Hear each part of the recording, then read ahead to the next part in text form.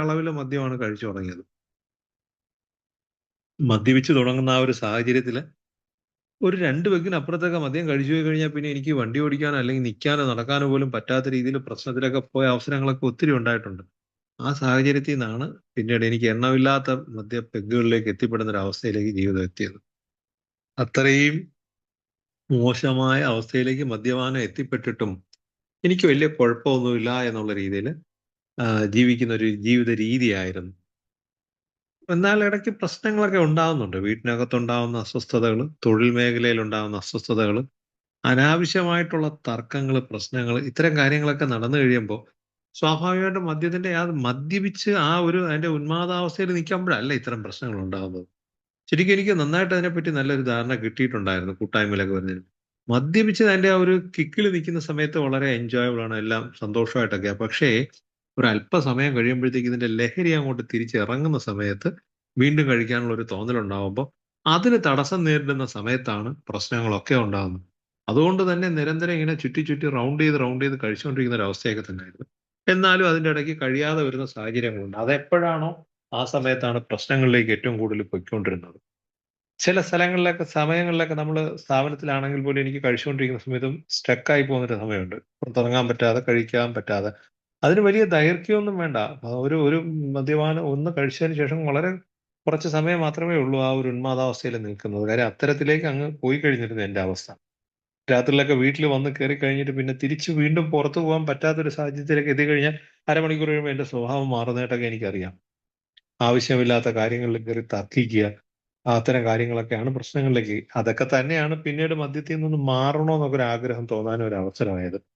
Alcoholics അനോണിമസിന്റെ ഉള്ളിൽ വന്നതിന് ശേഷമാണ് ഇത്രത്തോളം തീവ്രമായിട്ടാണ് എന്നെ മദ്യം പിടികൂടിയെന്നൊക്കെ എനിക്ക് മനസ്സിലാക്കാൻ പറ്റി. വലിയ വലിയ ഗോപ്യമായി മദ്യപിച്ച് പോകുന്നു എന്നൊക്കെ ഉള്ള ധാരണയിൽ പൊയ്ക്കൊണ്ടിരുന്ന എനിക്ക് അങ്ങനൊന്നുമല്ല. പലപ്പോഴും തലേ ദിവസത്തെ കാര്യങ്ങൾ പലതും ഓർമ്മയിലില്ലാത്ത അവസ്ഥയിലേക്ക് എത്തിപ്പെട്ടു പോയി. വൈകുന്നേരം സന്ധ്യയൊക്കെ ആയിക്കഴിഞ്ഞാൽ പിന്നെ നടക്കുന്ന കാര്യങ്ങളെ പറ്റിയൊന്നും എനിക്കൊരു ഓർമ്മ പോലും ഇല്ല അടുത്ത ദിവസങ്ങളിൽ. അത് ഒരു ദിവസം മാത്രമല്ല, അങ്ങനെ അങ്ങോട്ട് നിരന്തരമായിട്ട് അടുപ്പിച്ചടുപ്പിച്ച് വരാൻ തുടങ്ങിയപ്പോഴത്തേക്ക് എന്നാൽ ഈ സമയങ്ങളിലൊക്കെ ഞാൻ വാഹനം ഉപയോഗിക്കുന്നുണ്ട്. അത്തരം സാമ്പത്തിക കാര്യങ്ങൾ കൈകാര്യം ചെയ്യുന്നുണ്ട്. എന്റെ സ്ഥാപനം ഉള്ളതുകൊണ്ട് തന്നെ സാമ്പത്തിക കാര്യങ്ങൾ കൈകാര്യം ചെയ്യുന്നുണ്ട്. അത്തരം കാര്യങ്ങളൊക്കെ അടുത്ത ദിവസമാകുമ്പോൾ എനിക്കൊന്നും ഓർമ്മയില്ല. എല്ലാം എന്താ ഒരു വല്ലാത്തൊരു ഒട്ടും തന്നെ ഓർമ്മയില്ലാത്തൊരു അവസ്ഥയിലേക്കൊക്കെ വന്നപ്പോഴാണ് ഒരു ചെറിയ ഭയമൊക്കെ ഉള്ളിൽ വന്നു തുടങ്ങി. ആരോട് എന്ത് പറഞ്ഞു എന്നൊന്നും അറിയാൻ വയ്യാത്തൊരു അവസ്ഥയൊക്കെ വന്നു. അതിന്റെ ഒടുവിലാണ് ഇതിൽ നിന്ന് മാറണമെന്നൊക്കെ തോന്നിയത്. എങ്ങനെയെങ്കിലുമൊക്കെ ഒന്ന് നിയന്ത്രിക്കണമെന്നോ മാറണമെന്നൊക്കെ തോന്നിയിട്ടാണ് കൂട്ടായ്മ കണ്ടെത്താനും കൂട്ടായ്മയിൽ വന്നതിന് ശേഷമാണ് എന്നെ പിടികൂടിയിരിക്കുന്ന ഇത്രയും വലിയൊരു വിപത്തായിരുന്നു എന്നുള്ള കാര്യമൊക്കെ തിരിച്ചറിയാൻ പറ്റിയത്. അതെനിക്ക് സ്വന്തമായിട്ട് തിരിച്ചറിയാനൊന്നും കഴിഞ്ഞില്ല. കൂട്ടായ്മയിലൂടെ അന്ന് യാത്ര ചെയ്തുകൊണ്ടിരുന്ന എനിക്ക് മുന്നേ ഉള്ളവര് അനുഭവങ്ങളും ശക്തിയും പ്രതീക്ഷയും പരസ്പരം പങ്കുവയ്ക്കുന്ന റിക്കവറി മീറ്റിംഗിൽ അത് അവർ പറഞ്ഞു തന്നിട്ടാണ് ആദ്യമായിട്ടൊക്കെ കേൾക്കുന്നത് തന്നെ. അത്തരം കാര്യങ്ങൾ അനുഭവങ്ങളും ശക്തിയും പ്രതീക്ഷയും പരസ്പരം പങ്കുവയ്ക്കുന്നു എന്നുള്ളത് ഇതില് അവരവരുടെ അനുഭവങ്ങൾ പറഞ്ഞു തുടങ്ങിയപ്പോഴാണ് എന്റെ കുടിയുടെ തീവ്രതയെ പറ്റി എനിക്ക് മനസ്സിലാക്കാൻ പറ്റിയത്.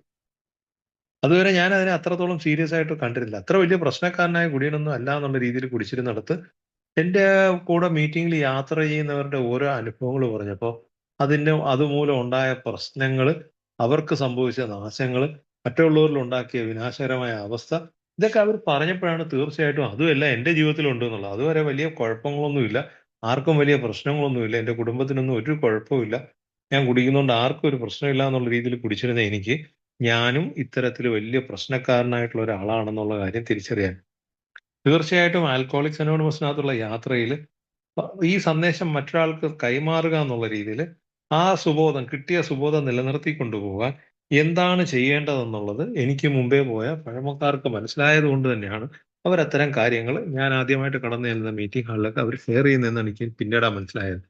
അത്തരത്തിൽ ഇപ്പോഴും ബുദ്ധിമുട്ട് അനുഭവിക്കുന്ന മറ്റൊരു മദ്യാസക്തന് വേണ്ടിയിട്ട് ഇത്തരം കാര്യങ്ങൾ കൈകാര്യം ചെയ്യുന്നതിലൂടെ എന്റെ അനുഭവങ്ങളും ഞാൻ കൂട്ടായ്മയിൽ വന്നതിന് ശേഷം എനിക്ക് കിട്ടിയ ആ ശക്തിയും അതിനപ്പുറത്തുള്ള എന്റെ ജീവിതത്തിൽ ഇന്നുള്ള പ്രതീക്ഷയും എന്റെ റിക്കവറി മീറ്റിംഗ് ഹാളിന്റെ ഉള്ളിൽ ഞാൻ ഷെയർ ചെയ്യുമ്പോഴത്തേക്ക് തീർച്ചയായിട്ടും പുതുതായിട്ട് കടന്നു വന്ന് വളരെ വിഷമത്തോടെ എന്ത് ചെയ്യണമെന്ന് അറിയാൻ മേല ഇത് എന്താണ് പറയുന്നതെന്ന് പോലും വ്യക്തമായിട്ടൊരു ധാരണ പോലും കിട്ടാതിരിക്കുന്നവരുടെ മനസ്സിലേക്ക് ഉറപ്പായിട്ടും രക്ഷപ്പെടാൻ ഒരു അവസരം ഉണ്ട് എന്നുള്ള ഒരു സന്ദേശം കൈമാറുന്നത് തീർച്ചയായിട്ടും 12 പടി പ്രവർത്തനത്തിന്റെ ഒരു ഭാഗമാണെന്നുള്ളതൊക്കെ വളരെ പിന്നീടാണ് മനസ്സിലാക്കാൻ പറ്റിയത്.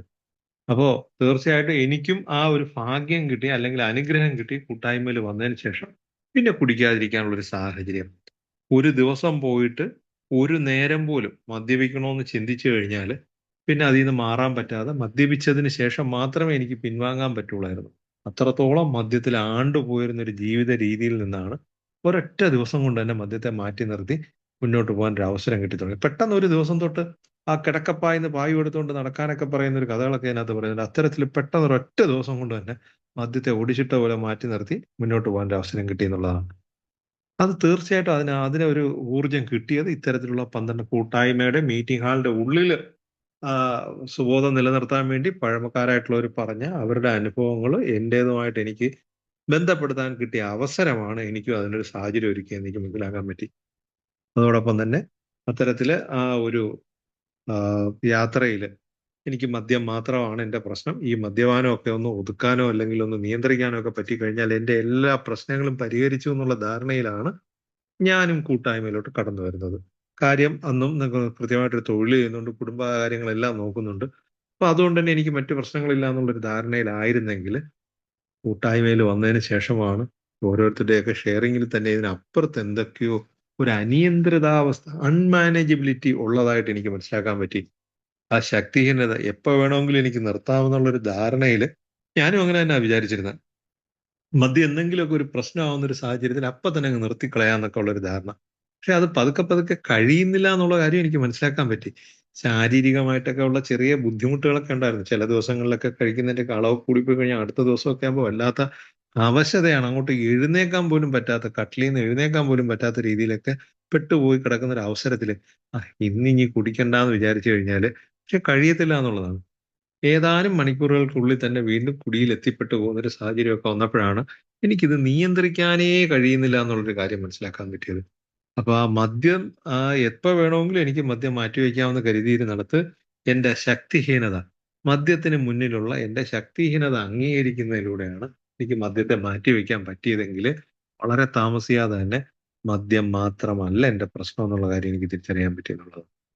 പല വസ്തുക്കള്, പല സാഹചര്യങ്ങള്, പല വ്യക്തികള് അത്തരത്തിലൊക്കെ ഉള്ള സാഹചര്യങ്ങളിലൊക്കെയും ഞാൻ വീണ്ടും അല്ലെങ്കിൽ കുടിച്ചു പോകുന്ന ഒരു സാഹചര്യം ഉള്ളതായിട്ടൊക്കെ എനിക്ക് മനസ്സിലാക്കാൻ പറ്റി. എന്റെ ആ ഒരു കുടിക്കുന്നതിനേക്കാൾ ഉപരിയായിട്ട് അത്തരം അവസ്ഥകൾ പോലും എനിക്ക് അനിയന്ത്രിതമായിരുന്നു എന്നുള്ളതാണ്. മര്യാദയ്ക്ക് സ്നേഹമായിട്ട് പെരുമാറാൻ അറിഞ്ഞൂടാത്തൊരവസ്ഥ. മര്യാദയ്ക്ക് ദേഷ്യമൊക്കെ ദേഷ്യപ്പെടേണ്ട കാര്യങ്ങളൊക്കെ ഉണ്ടല്ലോ. തീർച്ചയായിട്ടും നമ്മൾ അത്തരം കാര്യങ്ങളിലൊക്കെ ചിലപ്പോൾ നമ്മൾ കൃത്യമായിട്ടൊക്കെ കണിശക്കാരനായിട്ടൊക്കെ പെരുമാറേണ്ട സമയം അതൊന്നും മര്യാദയ്ക്ക് പെരുമാറാൻ അറിഞ്ഞൂടാത്തൊരവസ്ഥ. ഒന്നുകിൽ അങ്ങേയറ്റം അല്ലെങ്കിൽ ഇങ്ങേയറ്റം എന്നുള്ള രീതിയിൽ. സിമ്പതി കാണിക്കാൻ പോലും ഒരാളിനോട് ഒരു ഒരു ഒരു സിമ്പതി കാണിച്ച് ഒരു പെരുമാറാൻ പോലും മര്യാദയ്ക്ക് അറിഞ്ഞൂടാത്തൊരവസ്ഥ.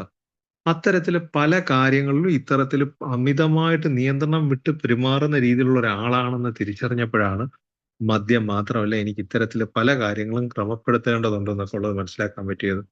ഇതിന്റെ എല്ലാം അടിസ്ഥാനപരമായിട്ട് എന്റെ ഉള്ളില് ഭയമായിരുന്നു പ്രധാന പ്രശ്നം എന്നൊക്കെ ഉള്ളത് യാത്രയിൽ മനസ്സിലാക്കാൻ പറ്റിയ കാര്യങ്ങളാണ്.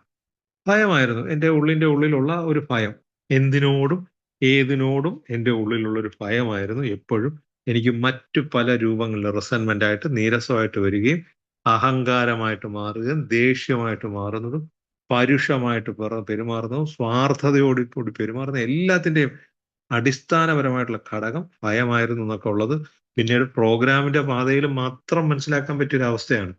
അതുവരെയും അത്തരത്തിലൊന്നുമല്ല എന്ത് കാര്യത്തിനും ഭയങ്കര ധിക്കാരപരമായിട്ട് തീരുമാനങ്ങൾ എടുത്ത് വളരെ ആക്രോശിച്ച് സംസാരിച്ച് വളരെ പരുഷമായിട്ട് നിന്നുകൊണ്ട് വളരെ ഒരു എന്താ പറയാ റഫ് ആൻഡ് ടഫ് എന്നൊക്കെയാണ് ഞാൻ എന്നെ ചിന്തിച്ചു വെച്ചിരുന്നത്. അത്തരത്തിലൊക്കെയാണ് ഞാൻ കാര്യങ്ങൾ കൈകാര്യം ചെയ്തത്.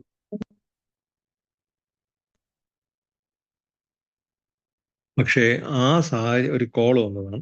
ആ സാഹചര്യത്തിൽ നിന്നൊക്കെ അതിൽ നിന്ന് മാറിയിട്ട് ഇത്തരത്തില് എനിക്ക് ഇങ്ങനെയുള്ള ആ ഒരു പ്രശ്നങ്ങൾ ഉണ്ടോ എന്ന് തിരിച്ചറിയാൻ പറ്റിയപ്പോ തന്നെ അതിൽ നിന്നുള്ള മാറ്റങ്ങൾക്കുള്ള അവസരം എനിക്ക് പടി വാഗ്ദാനം ചെയ്തു തന്നു എന്നുള്ളതാണ്.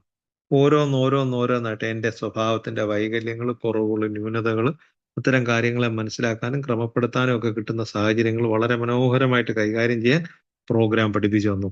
അതിനു വേണ്ടിയിട്ടുള്ള ആ ശക്തിയും ഊർജവും ഒക്കെ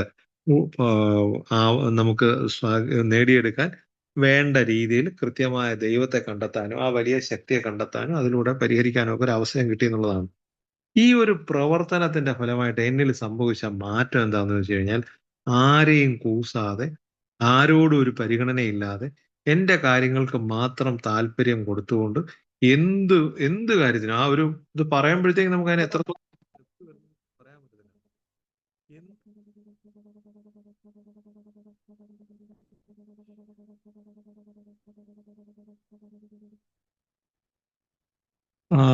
കേൾക്കാൻ പറ്റുന്നുണ്ടല്ലോ? ഒരു കോള് പിന്നെയും കയറി ഒന്ന് കട്ട് ചെയ്തതാണ്. കേൾക്കുന്നുണ്ടല്ലോ? കേൾക്കാം. Okay okay okay okay. അപ്പോ ഇത്തരത്തിലുള്ള എന്ത് കാര്യത്തിനകത്തും ഞാനെന്നുള്ള അഹങ്കാര ഭാവത്തിൽ നിന്നിടത്ത് എന്റെ സ്വാർത്ഥ ചിന്തകൾക്ക് മാത്രം പരിഗണന കൊടുത്തുകൊണ്ട് എന്ത് കാര്യത്തിനും ഞാൻ തീരുമാനങ്ങൾ എടുത്ത് പൊയ്ക്കൊണ്ടിരുന്നിടത്ത് എന്റെ സ്വഭാവത്തെ മാറ്റാൻ എനിക്ക് അത്തരത്തിലുള്ള ഞാൻ മാത്രമല്ല ഈ ലോകത്ത് ജീവിക്കുന്നത്, എന്റെ ഒപ്പം കുറച്ച് പേരും കൂടെ ഉണ്ടെന്നും അവരെ കൂടെ കാണാനും കേൾക്കാനും പരിഗണിക്കാനും ഒക്കെ പറ്റുന്ന രീതിയിൽ എന്റെ സ്വഭാവത്തിലെ ക്രമീകരിക്കാനുള്ള ഒരു സാഹചര്യം ആൽക്കഹോളിക്സ് അനോണിമസിനകത്തുള്ള യാത്രയിൽ എനിക്ക് കിട്ടി എന്നുള്ളതാണ്. ഒരുപാട് മറ്റ് വലിയ പരിക്കുകളൊന്നും ഇല്ലാതെ നല്ല രീതിയിൽ വലിയ ദോഷമൊന്നും ഇല്ലാതെ ദുശീലങ്ങളൊന്നും ഇല്ലാതെ മദ്യം മാത്രമാണ് പ്രശ്നം എന്ന് കരുതി പോയിടത്താണ് ആൽക്കഹോളിക്സിന്റെ അനോണിമസിന്റെ 6ാമത്തെ പടി എന്റെ ഒരുപാട് വൈകല്യങ്ങൾ എനിക്ക് തിരിച്ചറിയാനും അതിനെല്ലാം ഓരോന്നോരോന്നായിട്ട് എടുത്ത് ക്രമപ്പെടുത്താനും അതിനെ മാറ്റാൻ പറ്റുന്നതിനെയൊക്കെ പൂർണ്ണമായിട്ടുള്ള രീതിയിൽ മാറ്റിവെക്കാനും ഒക്കെ ഉള്ള ഒരു അവസരം ഈ പടിയിലൂടെയൊക്കെ കിട്ടിയപ്പോഴാണ് എന്റെ സ്വഭാവത്തിന് അത് കൂടുതൽ കൂടുതൽ എളിമപ്പെടാനും ആ എളിമ പരിശീലിക്കാനുള്ള ഒരു അവസരമൊക്കെ ആൽക്കഹോളിക്സ് അനോണിമസിന്റെ അടിസ്ഥാന തത്വം തന്നെ എളിമയിൽ ഊന്നിയാണ് പോകുന്നത്. പതുക്കെ പതുക്കെ അഹങ്കാരിയും നിഷേധിയും സ്വാർത്ഥ ചിന്താഗതിക്കാരനും ഒക്കെ ആയിരുന്ന എന്നെ പോലെ ഒരാളിനെ പതുക്കെ പതുക്കെ എളിമ പരിശീലിക്കുകയും ഒരു ലാളിത്യം ജീവിതത്തിൽ കൊണ്ടുവരാൻ കഴിയുകയൊക്കെ ചെയ്യുന്ന ഒരു അവസ്ഥയിലേക്ക് പതുക്കെ എത്താൻ പറ്റി എന്നുള്ളതാണ്. അത്തരത്തിലുള്ള യാത്രയിൽ ഓരോ ഘട്ടത്തിലും വേണ്ട വേണ്ട രീതിയിൽ കാര്യങ്ങൾ കൈകാര്യം ചെയ്യും. സ്വഭാവത്തിന്റെ വൈകല്യങ്ങൾ എടുത്ത് മാറ്റുന്നതിനോടൊപ്പം നാളിതുവരെയുള്ള ജീവിത രീതിയിൽ പലരുമായിട്ടുള്ള വ്യക്തിബന്ധങ്ങളിലെ തകർച്ചകൾ പരിഹരിക്കാനും ഒക്കെ ഏതറ്റം വരെയും പോയി ഏത് രീതിയിലുള്ള പ്രശ്നത്തെയും പരിഹരിക്കാനും സ്വഭാവ വൈകല്യങ്ങളെ ക്രമപ്പെടുത്താനും ഒക്കെ അവസരം കിട്ടിക്കഴിഞ്ഞപ്പോൾ വീണ്ടും ചെയ്യുന്ന തെറ്റുകൾ മനുഷ്യന്റെ സഹജമായ ജന്മവാസനകളുള്ള ഒരു വ്യക്തി ആയതുകൊണ്ട് തന്നെ അതിര് പോകുന്ന അതിര് വിട്ടുപോകുന്ന ആർത്തി പിടിച്ച പരിധിയില്ലാത്ത പല കാര്യങ്ങളും ഉള്ളിലുള്ളത് കൊണ്ട് തന്നെ അത്തരം കാര്യങ്ങളിൽ വീണ്ടും തെറ്റ് സംഭവിക്കാനും അങ്ങനെയൊക്കെ സംഭവിക്കുന്ന വേളകളിൽ സ്ഥിരം ചെയ്യുമ്പോൾ തെറ്റ് പറ്റുമ്പോൾ അത് പരിഹരിച്ചു പോകുന്ന ഒരു അവസ്ഥയല്ല. അത്തരം സാഹചര്യങ്ങൾ അതിന് വേണ്ടിയിട്ട് ഈ ഇൻവെന്ററി എടുത്തൊക്കെ മുന്നോട്ട് പോകാൻ പറ്റും. ഇപ്പൊ പിന്നീട് പതുക്കെ പതുക്കെ അത്തരം കാര്യങ്ങളെയും മെരുക്കിയെടുക്കാനും അതുവഴി പിന്നീട് അത്തരം പ്രവർത്തികൾ ജീവിതത്തിൽ ഇല്ലാതാക്കി വെക്കാനും ഒക്കെ ഉള്ളൊരു സാഹചര്യം 10ാമത്തെ പടിയിലും കിട്ടിയെന്നുള്ളതാണ്. എന്നാലും തെറ്റുകൾ വരുമ്പോഴത്തേക്ക് നമ്മൾ അനിയന്ത്രിതമായിട്ട് വരുന്ന സംസാര രീതി, മറ്റൊരാളിനെ പരിഗണിക്കാതെയുള്ള പെരുമാറ്റം, ഇതൊക്കെ നമ്മൾ കാര്യങ്ങളൊക്കെ മനസ്സിലാക്കിയെങ്കിലും വീണ്ടും എന്റെ സ്വഭാവത്തിൽ അത്തരം കാര്യങ്ങളൊക്കെ പലപ്പോഴും നെളിക്കുമ്പോഴും അതിനുശേഷം അയ്യോ അത് വേണ്ടിയിരുന്നില്ല എന്നുള്ളൊരു തോന്നൽ എൻ്റെ കയ്യിൽ ഉണ്ടാകുമ്പോൾ തീർച്ചയായിട്ടും അത് ഇൻവെന്ററിയുടെ ഭാഗമായിട്ട് കൈകാര്യം ചെയ്ത് പലയാവർത്തി അത്തരം കാര്യങ്ങൾ ആവർത്തിച്ച് വരുമ്പോൾ പതുക്കെ പതുക്കെ അത്തരം അവസരങ്ങൾക്ക് മുമ്പേ തന്നെ അത് വേണ്ടാത്തതാണെന്ന് എൻ്റെ ഉള്ളിൽ ഒരു തോന്നൽ ഉണ്ടാക്കാനൊക്കെ ഇത്തരം ഇൻവെന്ററികൾ എന്നെ സഹായിച്ചു എന്നുള്ളതാണ്. അതുവഴി വീണ്ടും ഞാൻ എളിമയുടെ മറ്റു പല തലങ്ങളും കണ്ടെത്താൻ പറ്റി. ജീവിതത്തിൽ ഒരാളിനോട് പോലും സൗമ്യമായി സംസാരിച്ചു കഴിഞ്ഞാൽ അതെന്റെ ഇമേജിനെ ബാധിക്കുന്നതാണ്, അല്ലെങ്കിൽ എൻ്റെ ഈ വില കുറഞ്ഞു പോകും. അതുകൊണ്ട് തന്നെ പരുക്കനായിട്ട് നിന്നുകൊണ്ട് വളരെ ധാർഷ്ട്യത്തിലും ധിക്കാരത്തിലും വളരെ കൃത്യം കണിശക്കാരനായിട്ടൊക്കെ സംസാരിച്ചിരുന്ന എന്നെ പോലൊരാളിനെ പതുക്കെ പതുക്കെ കൂടെ ഉള്ളവരെ കാണാനും കേൾക്കാനും ഇതിന്റെയൊക്കെ ആദ്യത്തെ പരിശീലന കളരി ആൽക്കഹോളിക്സ് അനോണിമസിന്റെ മീറ്റിംഗ് ഹാളിന്റെ ഉള്ളിൽ തന്നെയായിരുന്നു. പുതിയതായിട്ട് വരുന്ന ഒരാളിനോട് വളരെ സ്നേഹവും സഹിഷ്ണുതയും ക്ഷമയും എളിമയൊക്കെ ഓടുകൂടി സംസാരിച്ചപ്പോൾ കൃത്യമായി എന്റെ പഴമക്കാരെ എനിക്ക് പറഞ്ഞു തന്നു, മീറ്റിംഗ് ഹാളിന്റെ ഉള്ളിൽ മാത്രമല്ല അത് മീറ്റിംഗിന്റെ പുറത്തേക്കും പ്രവർത്തിപ്പിക്കേണ്ടതാണെന്ന്. അത്തരത്തിൽ എന്റെ ഓരോ കുറവുകളും എവിടെയാണോ എനിക്ക് ആ പ്രൂണിങ് നടത്തുന്ന വെട്ടിയൊരുക്കേണ്ടത് ആ സ്ഥലങ്ങളിലൊക്കെ വെട്ടിയൊരുക്കി കൊണ്ടുപോകുന്നതിലൂടെ അടിസ്ഥാനപരമായിട്ടുള്ള ആ എളിമ എനിക്ക് കൂടുതൽ കൂടുതൽ പരിശീലിക്കാനും അതുവഴി അതുവഴി ആ വലിയ ശക്തിയുമായിട്ടൊരു ബന്ധം സ്ഥാപിക്കുന്നതിലൂടെ എനിക്ക് കൂടുതൽ കരുത്താർജിക്കാനും എന്റെ പ്രശ്നങ്ങൾ എനിക്ക് എങ്ങനെ കൈകാര്യം ചെയ്യാനും ഒക്കെ പഠിക്കാനും ഒക്കെ കിട്ടിയപ്പോൾ തീർച്ചയായിട്ടും ഈ കാര്യം ജീവിതത്തിൽ പകർന്നു കിട്ടിയത് മറ്റൊരാൾക്ക് പകർന്നു കൊടുക്കാനുള്ള ഒരു അവസരം നമ്മൾ ചെയ്യേണ്ട നിർബന്ധമായിട്ടും ഞാൻ ചെയ്യേണ്ടതാണെന്നും ഇതാണ് എൻ്റെ ജീവിതത്തിലെ മറ്റൊരു മദ്യാസക്തന് പകർന്നു കൊടുക്കുന്നതാണ് ജീവിതത്തിലെ രജതരേഖ എന്നൊക്കെ പറഞ്ഞപ്പോൾ അവിടെയാണ് എൻ്റെ ഇത്തരം കാര്യങ്ങൾ ഞാൻ മനസ്സിലാക്കിയത്. എനിക്ക് മദ്യത്തിൽ നിന്ന് മാറി നിൽക്കാൻ പറ്റി. മദ്യത്തിലേക്ക് ഞാൻ എത്തിപ്പെട്ടു പോയത് എൻ്റെ പല രീതിയിലുള്ള അനിയന്ത്രിതാവസ്ഥ കൊണ്ടാണ്, ആർത്തി പിടിച്ച ഒരു ജീവിത രീതി കൊണ്ടാണ്. അതിനെയൊക്കെ എനിക്ക് തിരിച്ചറിയാനും അത്തരം കാര്യങ്ങളെ ഇഴകീറി പരിശോധിക്കാനും അതിന് വേണ്ട ക്രമീകരണങ്ങൾ ചെയ്യാൻ, അംഗീകരിക്കാനും ക്രമീകരണങ്ങൾ ചെയ്യാനും വേണ്ടവ മാറ്റിവെക്കാനും ഒക്കെ പറ്റി. അതിലൂടെ മുന്നോട്ട് പോയപ്പോഴത്തേക്കാണ് ഇത്തരത്തില് മറ്റൊരാളിന് ഉതകുന്ന രീതിയിൽ, ശരിക്കും ആ 11ാമത്തെ പടിയിൽ ആ സെയിന്റ് ഫ്രാൻസിസ് അസീസിയുടെ പ്രാർത്ഥനയൊക്കെ എടുത്ത് നോക്കുമ്പോൾ എന്നെ പോലൊരു വ്യക്തിക്ക് ഒരിക്കലും ജീവിതത്തിൽ ചിന്തിക്കാൻ പോലും കഴിയാത്ത കാര്യങ്ങളാണ് മറ്റൊരാളിന് വേണ്ടി ഒരു കാര്യം ചെയ്യുക എന്ന് പറയുന്നത്. എപ്പോഴും എവിടെയും എന്റേത്, എനിക്ക് എന്ന് മാത്രം ചിന്തിച്ച് പൊയ്ക്കൊണ്ടിരുന്നിടത്ത് അതിൽ നിന്നൊക്കെ മാറിയിട്ട് ഒപ്പം ഉള്ളവരെ കൂടെ കാണാനും കേൾക്കാനും പരിഗണിക്കാനും അവർക്ക് വേണ്ടി ഒന്ന് മാറിക്കൊടുക്കാനും ഒക്കെ പറ്റുന്ന രീതിയിൽ ഒന്ന് പിന്നിലോട്ട് നിൽക്കാൻ ഒരിക്കലും പറ്റാത്തൊരു ജീവിത രീതിയായിരുന്നു അത്. അവർക്ക് വേണ്ട ഒരു സഹായം ചെയ്യാനും അവരെ ഒന്ന് കാത്തു നിൽക്കാനും ബുദ്ധിമുട്ട് അനുഭവിക്കുന്ന ഒരാളിനെ കാണാനായിട്ട് പോകാനും. മറ്റേ വേണമെങ്കിൽ വരാൻ പറയും, അത്രേ ഉള്ളൂ.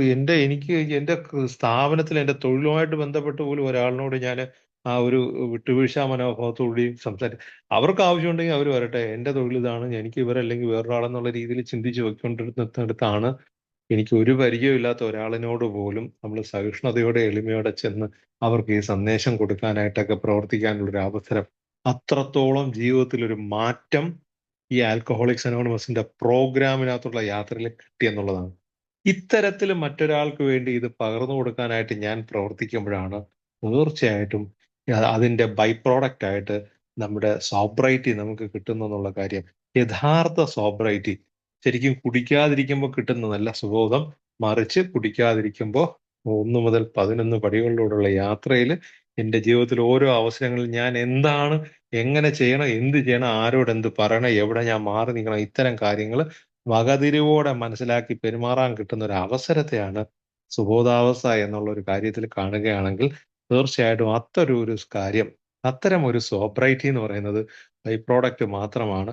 മറ്റൊരു മദ്യാസക്തിന് വേണ്ടിയിട്ട് ഇപ്പോഴും ബുദ്ധിമുട്ട് അനുഭവിക്കുന്ന, ഇപ്പോഴും ബുദ്ധിമുട്ട് അനുഭവിക്കുന്ന മറ്റൊരു മദ്യാസക്തിന് വേണ്ടിയിട്ട് ഇത്തരം കാര്യങ്ങൾ പകർന്നു കൊടുക്കാനുള്ള ഒരു ശ്രമം നടത്താൻ ഒരു അവസരം കിട്ടുമ്പോൾ അത് വിനിയോഗിക്കുന്നതാണ് തീർച്ചയായിട്ടും. അതിലൂടെയാണ് നമുക്ക് ഇത്തരത്തിൽ തിരിച്ചു കിട്ടുന്നത് എന്നുള്ളൊരു കാര്യമാണ് എനിക്ക് മനസ്സിലാക്കാൻ പറ്റിയത്. എന്തായാലും നമ്മുടെ ഗോപാലൻ സാർ ഇപ്പൊ ഇതിനകത്ത് ജോയിൻ ചെയ്തിട്ടുണ്ട്. ഞാൻ ആ ഒരു 12ാം പടി പ്രവർത്തനത്തിലൂടെ എങ്ങനെ നമുക്ക് സുബോധത്തെ നിലനിർത്താം എന്നുള്ളൊരു കാര്യമാണ് സംസാരിച്ചുകൊണ്ട് വന്നത്. എന്തായാലും അതിന്റെ ഒരു പോയിന്റിലേക്ക് എത്തിപ്പെട്ടു. അപ്പൊ എന്തായാലും ഞാൻ ഇന്ന് ഇവിടെ കൊണ്ട് നിർത്തുകയാണ്. നമുക്ക് അയ്യോ, അദ്ദേഹം പോയോ? രാജേഷ് ഏട്ടാ,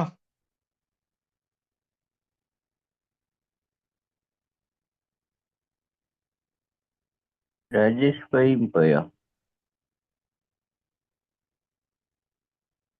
രാമേട്ടൻ,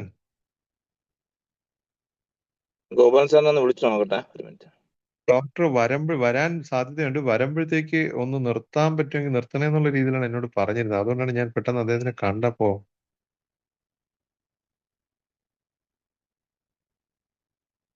വൈഫൈ എന്തോ നെറ്റിന് പ്രോബ്ലം ഉണ്ടെന്ന് ഇപ്പം കയറാന്ന് പറഞ്ഞു. അദ്ദേഹം വന്നിട്ടുണ്ട്. അപ്പൊ എന്തായാലും സർ ഒരു മിനിറ്റ്, ഞാനപ്പോ എന്തായാലും ഇത്തരത്തിലാണ്. അപ്പൊ എനിക്ക് ഇതിനകത്തൊന്ന് മനസ്സിലാക്കാൻ പറ്റിയിട്ടുള്ള ഒരു കാര്യം എന്ന് പറഞ്ഞു കഴിഞ്ഞാൽ, സുബോധം എന്ന് പറയുന്നത് തീർച്ചയായിട്ടും മറ്റൊരാൾക്ക് പകർന്നു കൊടുക്കാൻ പറ്റുന്ന രീതിയിൽ നമുക്ക് പ്രവർത്തിക്കാൻ കഴിയുമ്പോൾ നമുക്ക് കിട്ടുന്ന മറ്റൊരു ഇത് തന്നെയാണ് സുബോധം എന്നുള്ളത്. അത് തീർച്ചയായിട്ടും നിലനിർത്തിക്കൊണ്ടു പോകുന്നതിന് മറ്റൊരാൾക്ക് ഇത് നിരന്തരം പകർന്നു കൊടുക്കുക എന്നുള്ളൊരു കാര്യം മാത്രമാണ് നമുക്ക് ചെയ്യാൻ പറ്റുന്നത് എന്നുള്ളതാണ് ഇതിനകത്ത് മനസ്സിലാക്കാൻ പറ്റിയുള്ളത്. എന്തായാലും വളരെ സന്തോഷം ഇത്തരത്തിലൊരു അവസരത്തിൽ ഇങ്ങനെ സംസാരിക്കാൻ സാഹചര്യം കിട്ടിയതിന്. നമുക്ക് സാർ വന്നിട്ടുണ്ട്. ഇതെന്താ രാജേഷ് ഏട്ടൻ എന്തെങ്കിലും കേൾക്കുന്നുണ്ടോ? ഓക്കെ, രാജേഷൻ എന്തെങ്കിലും ഇതിലായി കാണും. ഡോക്ടറെ, സാറിന് സാഹചര്യം അനുകൂലമായോ സംസാരിക്കാനായിട്ട്? ഹലോ, കേൾക്കാൻ പറ്റുമോ ഞാൻ സംസാരിക്കുന്നത്?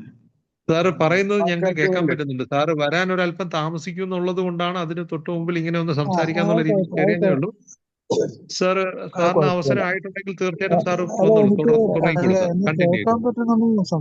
കേൾക്കാൻ പറ്റുന്നുണ്ടെങ്കിൽ സംസാരിക്കാം. സാറ് പറയുന്നത് എനിക്ക് കൃത്യമായിട്ട് കേൾക്കാൻ പറ്റി, എനിക്ക് കേൾക്കാൻ പറ്റുന്നുണ്ട്. ബാക്കിയുള്ളവർക്കൊക്കെ കേൾക്കാൻ പറ്റുമായിരിക്കും. Okay, thank you. അപ്പൊ ഞാനിന്ന് സംസാരിക്കാൻ ഉദ്ദേശിച്ച കുറച്ച് കാര്യങ്ങള്, ഇന്നത്തെ പോലെ നമ്മുടെ പ്രോഗ്രാമിൽ വന്ന പുതുമക്കാരായിട്ടുള്ള സുഹൃത്തുക്കൾക്കൊക്കെ നമസ്കാരം. പ്രത്യേകിച്ച് ഇന്ന് ഞാൻ പറയാൻ പോകുന്നത് നമ്മുടെ ജീവിതം ചില തരം ഈ സിഗ്നലുകള് അതുപോലെ സിമ്പിൾസ്. സിഗ്നൽ എന്ന് പറഞ്ഞാല് നമുക്കൊരു ഒരു ഇൻഫർമേഷൻ, ഒരു അറിവ്, പുറത്തുനിന്ന് ഒരു അറിവ് കിട്ടുന്ന ഒരു സിഗ്നലാണ്. അപ്പൊ ഈ സിഗ്നലൊക്കെ സാധാരണ ശരീരത്തിലേക്ക് കയറുന്ന സിഗ്നലുകളൊക്കെ ഇലക്ട്രിക്കലായിട്ടാണ് സിഗ്നല് വരുന്നത്. ഇലക്ട്രിക്കൽ സിഗ്നലുകൾ, അതായത് നമ്മുടെ സ്കിന്നിൽ, നമ്മുടെ തൊലിപ്പുറത്ത് തന്നെ ധാരാളം സിഗ്നലുകളുണ്ട്. അത് ഈ ഇലക്ട്രിക്കലായിട്ടുള്ള കമ്മ്യൂണിക്കേഷൻ ബ്രെയിൻ അത് സ്വീകരിക്കും. അങ്ങനെ സിഗ്നലുകൾ തിരിച്ചറിയും. ഇപ്പൊ ഉദാഹരണത്തിന് സ്പർശിക്കുന്ന അല്ലെങ്കിൽ ചൂട്, തണുപ്പ്, അതുപോലെ നമ്മൾ കാണുന്നത്, ഗന്ധം അറിയുന്നത്, രുചി അറിയുന്നത്, ചെവി കേൾക്കുന്നത്, എല്ലാം തന്നെ സിഗ്നലുകളാണ്. ഇലക്ട്രിസിറ്റി അതിലെ കൂടി പോയി അത് തലച്ചോറിലെ ചില കേന്ദ്രങ്ങളിൽ ചെന്നിട്ടത് അവിടെ അവരെ സ്വീകരിക്കുന്നു. അതുപോലെ തന്നെ ഈ സിഗ്നലുകൾ തിരിച്ചറിയാൻ പ്രത്യേക തരത്തിലുള്ള ഉപകരണങ്ങളുണ്ട്. ഓരോ സിഗ്നലും അങ്ങോട്ടും ഇങ്ങോട്ടും മാറിപ്പോവില്ല. ചിലപ്പോഴൊക്കെ പലതിലേക്കും പല സിഗ്നലും കെട്ടുപിണഞ്ഞ് കിടക്കാറുണ്ട്. ഇപ്പൊ ഉദാഹരണത്തിന് ഇപ്പൊ ഈയിടെയായിട്ട് ഈ മൊബൈലിൽ കണ്ട് ഇങ്ങനെ ഒരാൾ അതിബുദ്ധിമാനാണ്, അയാൾക്ക് ഒന്ന് കേൾക്കുമ്പോൾ തന്നെ കാണാനും കഴിയുന്നു, അതുപോലെ തന്നെ അനുഭവിക്കാൻ കഴിയുന്നു, അയാളുടെ IQ, അയാളുടെ ബുദ്ധിശക്തി അപാരമാണ് പറഞ്ഞു. അപ്പൊ ഇങ്ങനെയുള്ള കാര്യങ്ങൾ അത് നടക്കുന്നത് എങ്ങനെയാ വെച്ചാല് ഈ സിഗ്നലുകൾ കെട്ടുപിണഞ്ഞു കഴിഞ്ഞാൽ ഒന്നിലധികം കാര്യങ്ങൾ നമ്മുടെ തലച്ചോറിൽ കയറി വരും. അതൊക്കെ അങ്ങനെയൊക്കെ സംഭവിക്കുന്നുണ്ട്. അത് ചിലപ്പോ ഒരു അസുഖത്തിന്റെ രൂപത്തിൽ വരാം.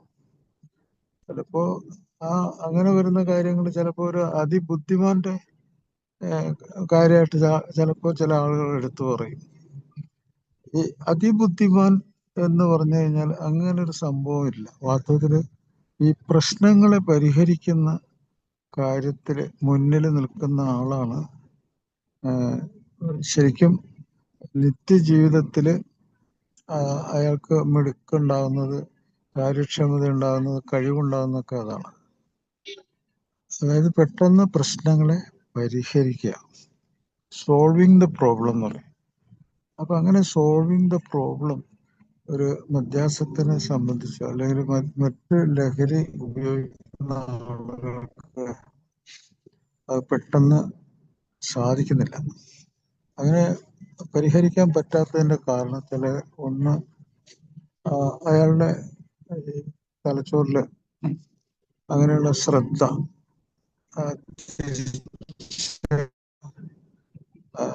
അത് അയാൾക്ക് എന്ത് ബെനിഫിറ്റാണ് കൊണ്ടുവരുന്നത് എന്നുള്ളത് പെട്ടെന്ന് അയാൾക്ക് മനസ്സിലാക്കാൻ പറ്റുന്നില്ല. ഒരു ഉദാഹരണം പറയാം. നിത്യജീവിതത്തിലെ കാര്യം എടുത്തു. നിത്യജീവിതത്തില് കാര്യങ്ങൾ നടന്നു പോകണം, നമുക്ക് ഭക്ഷണം കഴിക്കണം, അതുപോലെ വെള്ളം കുടിക്കണം. ഇതിന്റെ പുറമെ നമ്മുടെ വീടുമായിട്ട് ബന്ധപ്പെട്ട് ആളുകളുണ്ട്, അവരുടെ കാര്യങ്ങൾ നോക്കണം, അവിടെ പണത്തിന്റെ ആവശ്യം ഉണ്ടാവും. ഓരോ ആളുകൾക്കും ആവശ്യങ്ങളുണ്ട്. അപ്പൊ അവരെ സംരക്ഷിക്കണമെങ്കിൽ അവരോട് പ്രത്യേക സ്നേഹം, അവരെ കുറിച്ചുള്ള ബന്ധങ്ങൾ, ആ യാഥാർത്ഥ്യങ്ങൾ, അതൊക്കെ നമ്മുടെ മനസ്സിലുണ്ടാവണം. ഇതൊക്കെ ഒരുമിച്ചാണ് വരുന്നത്. എല്ലാം കൂടി ഒരുമിച്ച് കണക്ട് ചെയ്ത് എല്ലാം കൂടി ഒരുമിച്ച് വരുവാണ്. അപ്പൊ നമ്മുടെ നിത്യജീവിതം, ആ ജീവിതത്തിന്റെ ഉള്ളില് നടക്കുന്ന കാര്യങ്ങളൊക്കെ നമ്മുടെ പ്രശ്നപരിഹാരത്തിന് അതെങ്ങനെ, ഇതെല്ലാം കൂടി ഒരുമിച്ച് ചിന്തയിൽ വരും, നമ്മുടെ തോന്നലിൽ വരും, നമ്മുടെ വികാരങ്ങളിൽ വരും. ഇത് ഏതെങ്കിലും ഒക്കെ ഈ ഒരുമിച്ച് വരുന്ന കാര്യങ്ങൾ ഏതെങ്കിലും ചെതറി പരസ്പരം നഷ്ടപ്പെട്ടു കഴിഞ്ഞാൽ മദ്യാസക്തന് അത് ഭയങ്കര ഒരു വിരസത ഉണ്ടാക്കും. വാസ്തവത്തില് മദ്യാസക്ത രോഗവും മറ്റ് ലഹരി രോഗങ്ങളിലും ഈ വിരസത ഭയങ്കരമാണ്.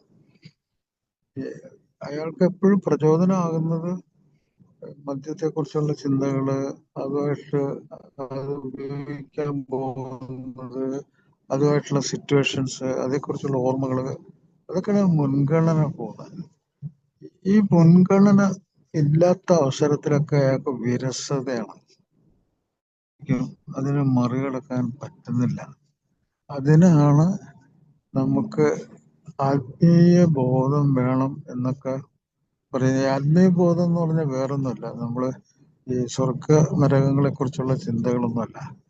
ആത്മീയ ബോധം എന്ന് വെച്ചാൽ നമ്മുടെ കൂടെ ജീവിക്കുന്ന ആളുകള് അവര് ഉപദ്രവങ്ങളില്ലാതെ, നമ്മളിൽ നിന്ന് ഉപദ്രവമില്ലാതെ, അവർക്ക് പുറത്തുനിന്ന് ഉപദ്രവമൊന്നും ഇല്ലാതെ അവർക്ക് ജീവിക്കാൻ പറ്റുക, അവർക്ക് ഭക്ഷണം കിട്ടുക, അവർക്ക് അന്നന്നത്തെ ആവശ്യങ്ങൾ നടക്കുക.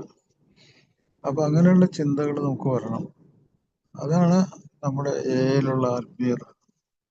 എന്താണോ ഒരാള് സ്വന്തം കാര്യത്തില് സ്വന്തമായിട്ട് തനിക്ക് ഉപദ്രവങ്ങളൊന്നുമില്ല, എനിക്ക് ഇപ്പൊ ഉപദ്രവങ്ങൾ ഉണ്ടെങ്കിൽ എനിക്ക് ജീവിക്കാൻ പറ്റില്ല, അതുകൊണ്ട് ഞാൻ എന്നെ ഉപദ്രവിക്കുന്നില്ല എന്നുള്ള പ്രോഗ്രാമില് 24 മണിക്കൂർ പ്രോഗ്രാം അതെന്ന് ശക്തമായിട്ട് മനസ്സിൽ കയറുന്നു, അന്ന് അയാൾക്ക് അത് ശരിക്കും പറഞ്ഞാൽ അത് സ്വീകരിച്ച്, അത് ബുദ്ധിയിലെ ഒരു ഇത് കൂടി ഉണ്ട് അവിടെ, ബുദ്ധിയുടെ സംഭാവന ഉണ്ട് അവിടെ, പ്രശ്നങ്ങളെ പരിഹരിക്കാൻ കഴിയുന്ന ഒരു സംഭാവന ഉണ്ടത്.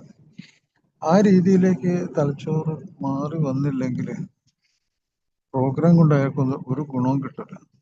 അപ്പൊ എത്ര ഭംഗിയായിട്ടാണ് ഈ ആൽക്കഹോളിക്സ് അനോണിമസ് പ്രോഗ്രാമില് രണ്ട് കാര്യങ്ങൾ ഒരുമിച്ച് ചേർത്തിട്ടുണ്ട്. ഒന്ന് ശാസ്ത്രം, ആധുനിക വൈദ്യശാസ്ത്രത്തിലെ കാര്യങ്ങൾ, അത് ശരിക്കും പറഞ്ഞാൽ പല ആൾക്കാരും അതിനെപ്പറ്റി ആലോചിക്കാറില്ല. ആധുനിക വൈദ്യശാസ്ത്രം നമ്മുടെ ഈ പ്രോഗ്രാമിൽ നിറഞ്ഞു നിൽക്കുന്നുണ്ട്. ആധുനിക വൈദ്യശാസ്ത്രം നിറഞ്ഞു നിൽക്കുന്നുണ്ട് അതില്. ഈ 24 മണിക്കൂർ പ്രോഗ്രാം ശരിക്കും 100% സയൻസാണ്. കാരണം അതിൽ നിന്ന് വിട്ടു നിന്നാല്, ഇപ്പൊ ഉദാഹരണത്തിന് അമേരിക്കയിലൊക്കെ ഏറ്റവും വലിയ ടെക്സ്റ്റ് ബുക്കുകളിൽ മദ്യത്തെ കുറിച്ചൊക്കെയുള്ള ടെക്സ്റ്റ് ബുക്കിൽ, അല്ലെങ്കിൽ മറ്റു ലഹരിയെ കുറിച്ചുള്ള ടെക്സ്റ്റ് ബുക്കുകളിൽ അവര് പറഞ്ഞേക്കുന്നത് എന്താണെന്നറിയോ? വിട്ടു നിൽക്കലാണ് 100% ഒരാളെ രക്ഷപ്പെടുത്തുന്നത്. അങ്ങനെ വിട്ടു നിൽക്കുക എന്നുള്ള പ്രോഗ്രാം ജസ്റ്റ് 24 മണിക്കൂർ മാത്രമായിട്ട് ചുരുക്കി ലളിതമാക്കി നമ്മുടെ മുമ്പിൽ അത് അവതരിപ്പിച്ച്, അത് മറ്റുള്ള ആളുകളുടെ അനുഭവങ്ങള്, ആ അനുഭവങ്ങളുടെ തീഷ്ണത, അതിൽ വികാരങ്ങൾ വരും. അത് വളരെ ശ്രദ്ധിക്കാനുള്ള ഒരു കാര്യമാണ്. അതിൽ വികാരങ്ങൾ വരും. ഈ സിഗ്നല് ഞാൻ നേരത്തെ പറഞ്ഞല്ലോ, സിമ്പലുകൾ എന്ന് പറഞ്ഞാൽ ബിംബങ്ങൾ. എല്ലാ സിഗ്നലുകളും ബിംബങ്ങളെ പോലെയാണ് പെരുമാറുന്നത്. നമ്മുടെ വാക്കുകൾ പോലും, ആ വാക്കുകളിൽ ബിംബങ്ങളുണ്ട്. ഇന്നലെ ഞാൻ ഒരു പ്രോഗ്രാമില് ഒരു സ്ഥലത്തൊരു വാർഷികം ഉണ്ടായിരുന്നു. ആ വാർഷികത്തില് ഒരു സുഹൃത്ത് അനുഭവങ്ങൾ പങ്കുവെച്ച്. അപ്പൊ അദ്ദേഹത്തിന്റെ വാക്കുകള് എത്ര ഭംഗിയുള്ള വാക്കുകൾ അദ്ദേഹം സെലക്ട് ചെയ്തത്. ആ വാക്കുകളൊക്കെ അദ്ദേഹം എങ്ങനെ റിക്കവറിയിൽ വന്നു, ആദ്യകാലം എങ്ങനെയായിരുന്നു അനുഭവങ്ങള്, ആ അനുഭവങ്ങള് അയാൾക്ക് എന്ത് വികാരങ്ങൾ ഉണ്ടാക്കി, അദ്ദേഹത്തിന്റെ കുടുംബത്തിന് എന്ത് വികാരം ഉണ്ടാക്കി, ഇതെല്ലാം വളരെ വ്യക്തമായിട്ട് അദ്ദേഹത്തിന് പറയാൻ വാക്കുകൾ കിട്ടി. ആ വാക്കുകൾ അനുഭവങ്ങളുടെ ഉള്ളിൽ നിന്നാണ് വരുന്നത്. ആ അനുഭവങ്ങള് നിറഞ്ഞു നിൽക്കുന്നത് വികാരം, ഇമോഷൻസ് ആണ്. അപ്പോ ഈ ഇമോഷൻസ്, വികാരങ്ങൾ രണ്ട് തരത്തിലുണ്ട്. ഒന്ന് സൂപ്പർഫിഷ്യൽ ഇമോഷൻസ്, ഉപരിപ്ലവമായിട്ടുള്ള വൈകാരികാവസ്ഥകളുണ്ട്, ഇമോഷൻസ്. അതാരും അത്ര ശ്രദ്ധിക്കാറില്ല. ഇങ്ങനെ ഈ ഉപരിപ്ലവമായിട്ടുള്ള നിസ്സാര ഇമോഷൻസ് നമ്മൾ നിസ്സാരാക്കി കളയുന്നതുകൊണ്ടാണ് നമുക്ക് ഈ അഡ്ജസ്റ്റ് ചെയ്ത് ജീവിക്കാൻ പറ്റുന്നത്. അഡ്ജസ്റ്റ്മെന്റ്. നേരെ മറിച്ച് അത് ഡീപ്പാണെങ്കിലോ, ഡീപ്പ് ഇമോഷൻസ് മറ്റുള്ള കേൾക്കുന്നവരെ സ്പർശിക്കും. അത് സങ്കടമാണെങ്കിലും ഭയമാണെങ്കിലും അത് സന്തോഷമാണെങ്കിലും ഒക്കെ ബാധിക്കും. പക്ഷെ ഈ സങ്കടങ്ങൾ അത് ഒരു ആത്മീയ ബോധത്തിലേക്ക് നയിക്കുന്ന മറ്റുള്ള സ്പർശിക്കുന്ന കഷ്ടതകൾ, യാതനകൾ, അതൊക്കെ നമുക്ക് പെട്ടെന്ന് തന്നെ ഹൃദയത്തെ സ്പർശിക്കും. ആൽക്കോഹോളിക്സ് അനോണിമസിൽ deep emotions very important. Deep emotions.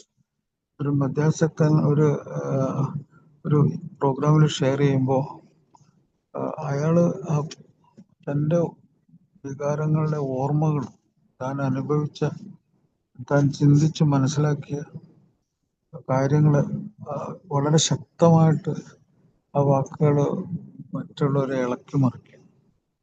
അതുകൊണ്ടാണ് പ്രോഗ്രാം അങ്ങനെയാണ് വർക്കൗട്ട് ചെയ്യുന്നത്. അനുഭവങ്ങളും ശക്തിയും പ്രതീക്ഷയും എന്ന് പറഞ്ഞു കഴിഞ്ഞാൽ, അത് പ്രതീക്ഷ എന്ന് പറഞ്ഞാൽ പ്രചോദനമാകുന്ന വാക്കുകൾ. അപ്പൊ അനുഭവങ്ങൾ പോസിറ്റീവും നെഗറ്റീവും ഉണ്ടാകാം. ഈ പോസിറ്റീവ് ആയിട്ടുള്ള അനുഭവങ്ങൾ എന്ന് പറഞ്ഞു കഴിഞ്ഞാൽ, ഇപ്പൊ ഒരു മദ്യാസക്തന് മദ്യത്തോടുള്ള ആർത്തി അല്ലെങ്കിൽ ആസക്തി, അല്ലെങ്കിൽ അതുണ്ടാക്കുന്ന നിയന്ത്രണമില്ലായ്മ, അതൊക്കെ നെഗറ്റീവും പോസിറ്റീവും ഉണ്ടായിരുന്നു. മദ്യം കിട്ടണം എന്നുള്ള അയാളുടെ ആഗ്രഹം അയാളെ സംബന്ധിച്ച് പോസിറ്റീവാ, അത് മറ്റുള്ളവരെ നെഗറ്റീവായിട്ടുള്ള സംഗതിയിലേക്ക്. അപ്പൊ ഇവിടെ അയാൾ തിരിച്ചറിയുന്ന സമയം എന്താ പറ്റുന്നത്? രണ്ടു കൂട്ടർക്കും പോസിറ്റീവ് ഗുണം. അതായത് അയാൾക്ക് എങ്ങനെയാണോ ഈ മദ്യം അയാൾക്ക് പ്രശ്നം ഉണ്ടാകുന്ന സമയത്ത് സപ്പോർട്ട് കൊടുക്കുന്നത്, അതേപോലെ തന്നെ അയാൾ തിരിച്ചറിവിലൂടെ തിരിച്ചു വരുമ്പോൾ അത് കേൾക്കുന്ന ആൾക്കും അത് ആ രീതിയിൽ പോസിറ്റീവ് ആവും. ഒരു മദ്യാസക്തൻ വിഡ്രോവലില്, പിന്മാറ്റ ലക്ഷണത്തില് അയാൾക്ക് വേണ്ടത് എന്താണെന്നറിയോ? അയാൾക്ക് മദ്യം കിട്ടിയാൽ അയാളുടെ വേദനകളും കഷ്ടപ്പാടുകളൊക്കെ ശമിക്കുള്ളൂ. തലച്ചോറ്, ബ്രെയിനൊക്കെ ആ രീതിയിലേക്ക് മാറ്റപ്പെട്ടു. അപ്പൊ ആ സമയത്ത് കിട്ടുന്ന മദ്യം അയാളെ സംബന്ധിച്ചോളം പോസിറ്റീവാണ്. അയാളുടെ വിറയൽ നിൽക്കും, അയാൾ ഉറങ്ങും. പക്ഷെ അത് രോഗം ഉണ്ടാക്കിക്കൊണ്ടാണ് മുമ്പോട്ട് പോകുന്നത്. പക്ഷെ അയാളപ്പോ 24 മണിക്കൂർ ഇത് നിർത്തി വെക്കാൻ നമ്മൾ പറയുമ്പോൾ അപ്പോൾ തോന്നുന്നത് വളരെ നിസ്സാരം തോന്നും. പക്ഷെ അയാൾ അനുഭവിക്കുന്ന വിഷമങ്ങൾ അയാൾക്കറിയാം. അയാളുടെ ശരീരം, അയാളുടെ തലച്ചോറ്, അയാളുടെ അനുഭവങ്ങൾ, അയാള് എന്നുള്ള ആ വ്യക്തി, അയാളെ നമ്മൾ മുന്നിൽ നിർത്തണം. അങ്ങനെയാണ് ഈ കാര്യങ്ങൾ നമുക്ക് മനസ്സിലാവുന്നത്. അപ്പൊ ഇമോഷൻസ് ഒരു സിമ്പിളാണ്. ഇമോഷൻസ് ബിംബങ്ങളാണ്. ഞാൻ ഇന്നത്തെ ഇതില് പറയാൻ ഉദ്ദേശിക്കുന്നത്, ഈ ഡീപ്പ് ഇമോഷൻസ് അയാളെ കേൾക്കുന്ന ആൾക്കാരെ സ്പർശിക്കും. കാരണം നമ്മളെല്ലാം മനുഷ്യരാണ്. നമ്മുടെ തലച്ചോറൊക്കെ ഏകദേശം ഒരേ പരിപാടിയിൽ കൂടിയാണ് പ്രവർത്തിക്കുന്നത്. അത് സ്നേഹം എന്താണെന്ന് അത് തിരിച്ചറിയും, വെറുപ്പ് എന്താണെന്ന് തിരിച്ചറിയും, ആങ്കർ, ദേഷ്യം എന്താണെന്ന് തിരിച്ചറിയും, ഭയം എന്താണെന്ന് തിരിച്ചറിയും. അതൊക്കെ ആ സമയത്ത് പ്രവർത്തിക്കുന്നതൊക്കെ ഒരേ രീതിയിലാണ്. ഒന്ന് സൂക്കേടിന്റെ ഉള്ളിലാണ്, ഒന്ന് ചിലപ്പോൾ നോർമലായിരിക്കാം, അല്ലെങ്കിൽ സൂക്കേടുള്ള ആളുടെ കൂടെ ജീവിക്കുന്നുണ്ടായിരിക്കാം. പക്ഷെ അത് സ്പർശിക്കും, ഇളക്കി മറിക്കും. അപ്പൊ ഇങ്ങനെ ഈ സംഗതികള്, അനുഭവങ്ങളും ശക്തിയും പ്രതീക്ഷയും പങ്കുവെക്കുമ്പോൾ കിട്ടുന്ന ഈ തിരിച്ചറിവുകൾ എല്ലാവർക്കും ഗുണം ചെയ്യും. രോഗമില്ലാത്തവർക്കൊക്കെ ഒരു പ്രതിരോധം ഉണ്ടാക്കാൻ പറ്റുന്ന സംഗതികളാണ്. കാരണം എല്ലാ മനുഷ്യരെയും ഒരുപോലെയാണ്, ഞാൻ പറഞ്ഞില്ലേ. അപ്പൊ മദ്യം കഴിക്കാത്ത ആൾക്കാർക്ക് പോലും അത് എങ്ങനെയാണ് നേരിടേണ്ടതെന്നുള്ളത്, അതിൽ നിന്ന് വിട്ടു നിൽക്കേണ്ടതിന്റെ അത്യാവശ്യം എന്താണെന്നൊക്കെ ഏറ്റവും നല്ല തിരിച്ചറിവാണത്. അപ്പോ ഈ ചികിത്സാ രീതിയിൽ 3 കാര്യങ്ങൾ കിട്ടും. ഒന്ന് രോഗപ്രതിരോധം. രോഗിയല്ലാത്ത ഒരാൾക്കും രോഗത്തിന്റെ കൂടെ ജീവിക്കുന്നവർക്കും രോഗിയുടെ അനുഭവങ്ങൾ കേൾക്കുന്നവർക്കും ഒരു പ്രതിരോധം. മദ്യമോ മറ്റു ലഹരി വസ്തുക്കളോ തനിക്ക് താങ്ങാൻ പറ്റുന്നതല്ലെന്നോ താൻ എങ്ങനെ വലിയ തീവ്രമായിട്ടുള്ള ഒരു കുഴപ്പത്തിലേക്ക് എടുത്തെറിയപ്പെടുന്നു, അയാൾക്ക് നല്ലൊരു വിവരം കിട്ടും. അപ്പൊ അതാണ് പ്രതിരോധം. രോഗം ബാധിച്ചവരാണല്ലോ ഏല് വരുന്ന പരസ്പരം പങ്കുവെക്കുന്ന അങ്ങനെയാണ്. അപ്പൊ പരസ്പരം പങ്കുവെക്കുമ്പോഴത്തേക്കും അതൊരു ചികിത്സയായി മാറും. പരസ്പരം പങ്കുവെക്കുമ്പോൾ ഇമോഷൻസിന് അതൊരു വേദനയാണ്, ഒരു യാതനയാണ്. അത് ആ മുറിവ് ഉണങ്ങുന്ന പോലെ ആ ഇമോഷൻസിനൊക്കെ ആ മുറിവ് ഉണക്കിയെടുക്കും, ആശ്വാസം കൊടുക്കും. എപ്പോഴും ആശ്വാസവും സ്നേഹവും ഒരു സ്വസ്ഥതയും സമാധാനമൊക്കെ അയാൾക്ക് കിട്ടും. അപ്പൊ അതാണ് ഒരു മദ്യാസക്തൻ മറ്റൊരു മദ്യാസക്തനോട് സംസാരിക്കുമ്പോൾ കിട്ടുന്ന അതാണ്. അത് ചികിത്സയാണ്, തെറാപ്പി, മുറിവ് ഉണക്കലാണ്. അപ്പൊ അത് അങ്ങേയറ്റത്തെ അവസ്ഥയിൽ പോലും അത് ഫലപ്രദമാണ്. ഈ കാര്യമൊന്നും പൊതുവായിട്ട് പുറത്തുനിന്ന് ഇതൊക്കെ കാണുന്ന ആളുകൾക്ക് ഇതൊന്നും ഒരു പിടിയും കിട്ടില്ല. അപ്പൊ ഇതിൽ ശാസ്ത്രം ഉണ്ടെന്നോ ഇതിൽ മനുഷ്യത്വം ഉണ്ടെന്നോ ഇതൊന്നും അവർക്ക് പിടികിട്ടില്ല. അതേസമയം നമുക്ക് പിടികിട്ടും. മദ്യാസക്തന്റെ കുടുംബത്തിലുള്ളവർക്കും അതുപോലെ അതിൽ ജീവിച്ചവർക്കും അത് മനസ്സിലാവും. അപ്പൊ അതാണ് രണ്ടാമത്തെ സംഗതി. മൂന്നാമത്തത്, ഈ മുറിവ് ഉണക്കുന്ന ആരുടെ മുറിവാണെന്നറിയോ? അയാളുടെ കൂടെ ജീവിക്കുന്നവർക്ക്, അയാളുടെ ഈ ജോലി സ്ഥലത്തുള്ള സുഹൃത്തുക്കൾക്ക്. അവരെപ്പോഴും ആലോചിക്കുന്നത് ഇയാള് തിരിച്ചു വരവിനെ പറ്റി അവരാലോചിക്കുന്നുണ്ട്, ഇയാൾ ആലോചിക്കുന്നില്ലെങ്കിലും. അയാളുടെ ജോലി സ്ഥലത്തെ ആളുകള് അയാളുടെ കുടുംബത്തിന്റെ വിഷമങ്ങൾ അറിയാവുന്നവരായിരിക്കും. അവർക്ക് എന്ത് ചെയ്യാൻ പറ്റും? അവർ നിസ്സഹായരാണ്. പക്ഷെ അയാൾ മാറുന്ന സമയത്ത് ആദ്യം സന്തോഷിക്കുന്ന അവരായിരിക്കും. അയാൾക്ക് ജോലി കൊടുത്ത ആള് പോലെ സന്തോഷിക്കും. അപ്പൊ ഈ 3 കാര്യങ്ങളും ഇന്നത്തെ ഈ മീറ്റിംഗിൽ പറയാനാണ് ഞാൻ ഉദ്ദേശിക്കുന്നത്. നമ്മുടെ പ്രോഗ്രാം വളരെ വളരെ നമ്മൾ മനസ്സിലാക്കുന്ന അവസ്ഥയിൽ നിന്നും ഈ തലച്ചോറിനെ പറ്റിയുള്ള പഠനങ്ങളിൽ ഏറ്റവും ശക്തമായിട്ടുള്ള ഒരു പ്രോഗ്രാമാണ് നമ്മുടെ പ്രോഗ്രാം. ഈ പ്രോഗ്രാം കടമെടുത്തുകൊണ്ടാണ് സൈക്കോളജി എന്ന് പറഞ്ഞ വിഷയം ശരിക്കും ഏറ്റവും ശക്തമായത് നമ്മുടെ ഈ അനുഭവങ്ങൾ പങ്കിട്ടെടുത്ത് നമ്മൾ പുറത്തേക്ക് അത് മറ്റുള്ളവർക്ക് ഫ്രീ ആയിട്ട് കൊടുക്കുന്ന ഈ പരിപാടി കൂടിയാണ്. അപ്പൊ ഒരിക്കൽ കൂടി എല്ലാവർക്കും വളരെ നല്ല ഒരു ജീവിതം, അത് അയാൾക്കും അയാളുടെ ചുറ്റുപാടുള്ളവർക്കും ഒരു സമാധാനവും സന്തോഷവും കൊടുക്കുക എന്നുള്ള അവസാനത്തെ ലക്ഷ്യത്തിലെത്തുമ്പോൾ അപ്പോഴാണ് നമുക്ക് ഒരിക്കലും പ്രതീക്ഷിക്കാൻ പറ്റാത്ത ചില സന്തോഷം, സാറ്റിസ്ഫാക്ഷനൊക്കെ പ്രോഗ്രാമിൽ അനുഭവപ്പെടും. അപ്പൊ ഒരിക്കൽ കൂടി നന്ദി പറഞ്ഞുകൊണ്ട് നിർത്തുന്നു. Thank you. Thank you doctor, thank you. ഞങ്ങളോടൊപ്പം ഇത്ര സമയം ചെലവഴിച്ചതിന് വളരെയധികം നന്ദിയുണ്ട്. ആർക്കെങ്കിലും ഡോക്ടറോട് സംശയങ്ങളോ ഒക്കെ ചോദിക്കാനുള്ളവർക്കോ മുമ്പോട്ട് ചോദിക്കാൻ നമുക്ക് കുറച്ച് സമയം കൂടെ ഉണ്ട്.